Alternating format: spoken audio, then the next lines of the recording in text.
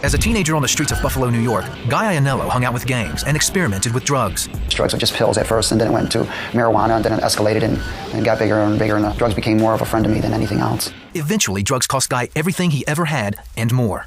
All the money I had, I went through. I was actually in my own home that was in foreclosure with no running water, no electricity, no money.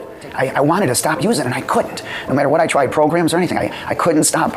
He was out on bail when he ran into an old friend who invited Guy to church. I thought, well, what do I got to lose? I've tried everything else. Later that afternoon, the service was still on Guy's mind. The preacher said, just ask Jesus. So I said, but I said, you know, God, I know you're out there somewhere. I know you're out there somewhere. I believe you're out there somewhere. I've been brought up that way, to believe that there's a God, but I don't know you. And I said, you know what?